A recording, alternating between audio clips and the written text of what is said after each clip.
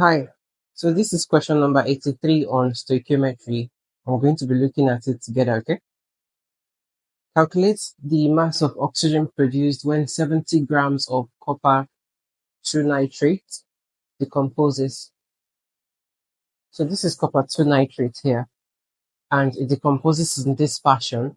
This equation is balanced, yeah, from the way it's written like this.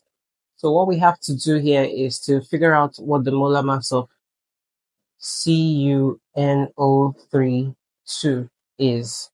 Okay. Copper is about, would basically use what we're given. Okay. So let's say we're given 63.5 as copper plus, now I get into this part. What can you see here? All this stuff and then a 2 outside, right? So it's going to be 2 multiplied by everything inside there. Nitrogen is 14. And then we have O3, meaning 3 times oxygen, which is 16. So that's it. When you solve all that, you should get 187.5. That's in grams per mole. And that is the molar mass of copper 2 nitrate. All right. So can we now get the moles of copper 2 nitrate here? Moles would be the mass divided by molar mass. 70 grams, right? 187.5. So divide that for me and you'd have 0.3733 moles. Okay, now we want to get the mass of oxygen that will be produced. So we have this, and we're going to compare it with this.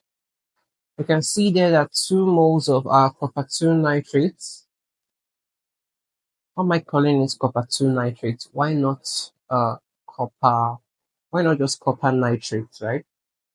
Well, that's because copper can be copper 1 or copper 2. So I have to tell everybody that it's copper 2 I'm dealing with here. Alright, so that's why it's copper 2 nitrate.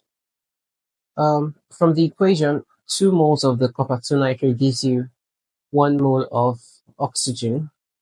So that means that if I have this moles of our copper 2 nitrate, 0.3733, then it will produce, if this is 2 to 1, then this should be 0.3733 divided by 2. That would be the moles of oxygen that will be produced. All right. And that's 0.1866. That's the mole of oxygen that's produced. Do we stop here? Are we done? Would I see you on 84 already? No, we're not. Determine the mass of oxygen, not the moles. This is moles here of oxygen, but the molar mass of oxygen is equal to 2 times 16, and that's 32. That means that the mass of oxygen would be equal to 0.1866 multiplied by 32.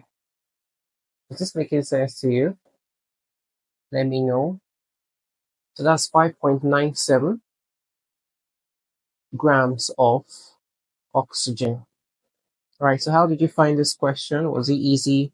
Was it difficult? Let me know in the comments. I would encourage you to subscribe to this channel if you're watching this on YouTube. And if you're watching it on other social media platforms, then you can just click the like or follow us so that you'll be able to get more videos. All right, I shall see you on 84. Get ready for question 84. Bye.